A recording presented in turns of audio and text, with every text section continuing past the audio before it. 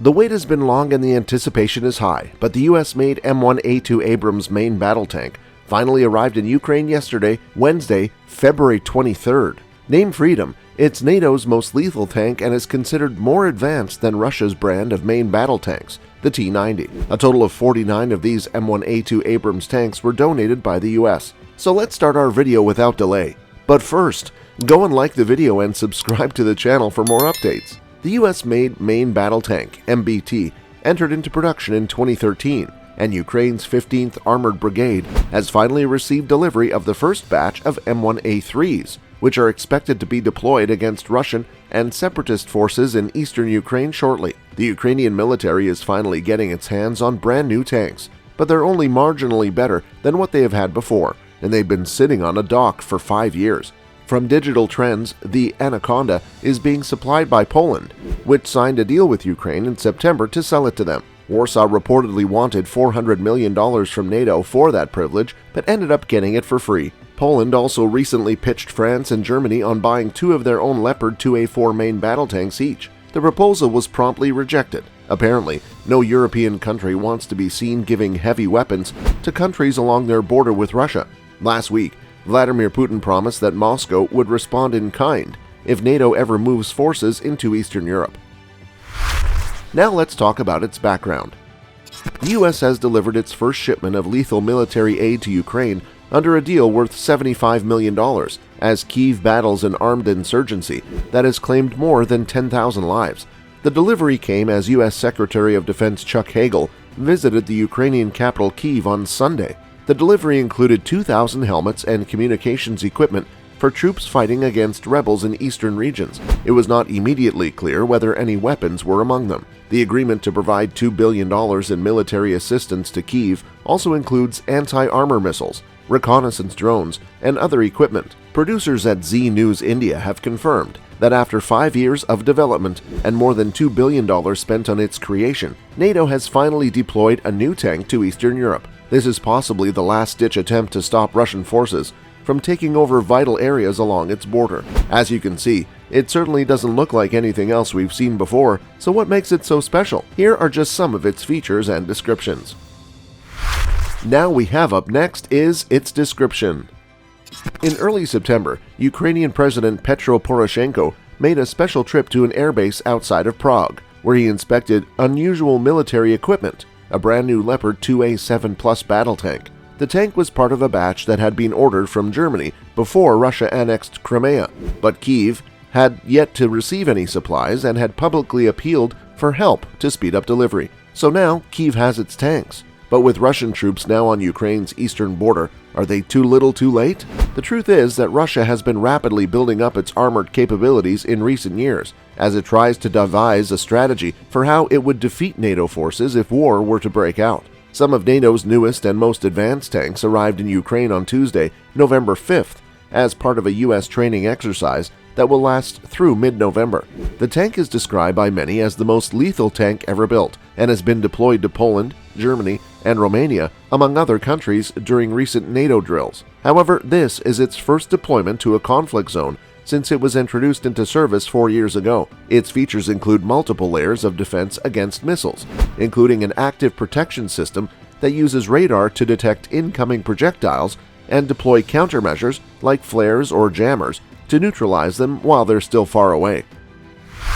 Features of NATO's.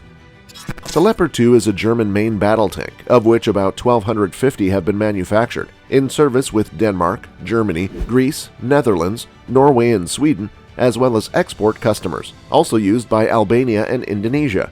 Developed to match Soviet T-72s during the Cold War, the Leopard 2 replaced older Leopard 1s, M48s, and M60s between 1985 and 1990. 6 years after agreeing on a major arms purchase, Western Europe's main military alliance has quietly begun deploying its biggest and most lethal tank, the German-made Leopard 2A7, on combat patrols along its eastern border with Russia. The rollout has been deliberately low profile because of political sensitivities and lingering concerns over credibility among some allies, and it is taking place amid an escalating confrontation between Russia and NATO, which accuses Moscow of sending troops, tanks, and other heavy weaponry into eastern Ukraine, a charge Russian President Vladimir Putin denies. NATO's comparison with T-64.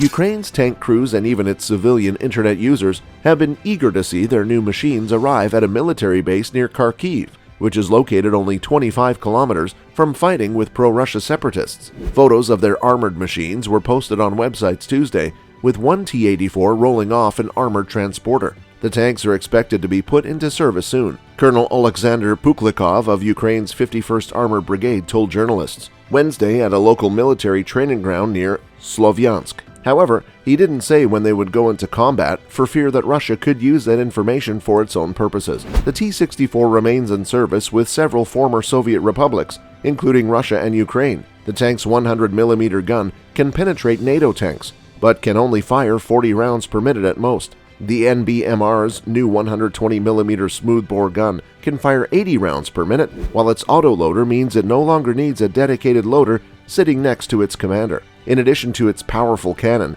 Ukrainian engineers have also improved other areas of its armor. For example, its engine has been upgraded so it can now travel 300 kilometers on a single tank of gas, roughly 186 miles, meaning it no longer needs to carry a backup diesel engine like earlier models did. That frees up room for more ammo or fuel, or both. NATO's comparison with M1 Abrams.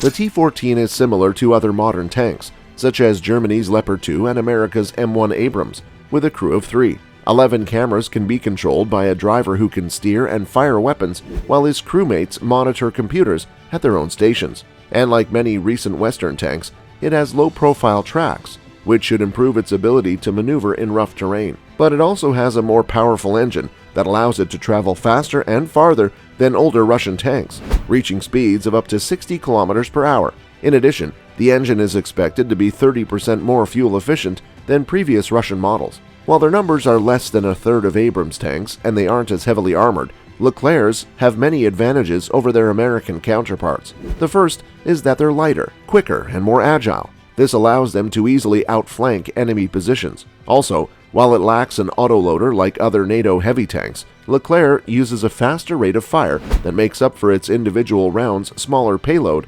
compared to comparable main battle tanks. Now let's discuss its cost and what future it beholds. NATO member countries have spent billions of dollars upgrading their arsenals and keeping them ready for combat operations. The cash flows from member countries to defense companies that help with research, manufacturing, testing, and upgrading tanks. In 2014 alone, 22 U.S.-based corporations received more than $4 billion for overseas arms sales, according to a study by Security Assistance Monitor. 5 companies were awarded $2.6 billion worth of those contracts: Lockheed Martin, Boeing, General Dynamics, Raytheon, and Northrop Grumman. But of course, those are just direct foreign weapon sales. If you add research and development costs into your calculation, as well as accounting for non-profits, total spending on arms would be much higher. The global combat vehicles market is expected to grow from $17.7 billion in 2014 to $28.4 billion by 2019, at a CAGR of 6% between 2015 and 2019. The global combat vehicles market is expected to reach $28.4 billion by 2019, growing at a compound annual growth rate of 6% during a forecast period of 2015 to 2019. The majority of market revenue comes from ground combat vehicles. European companies such as BAE Systems plc and Rheinmetall AG & Company KG currently dominate ground vehicle manufacturing, which is also the leader in armored fighting vehicle production. That's it for today's video. Thanks for watching.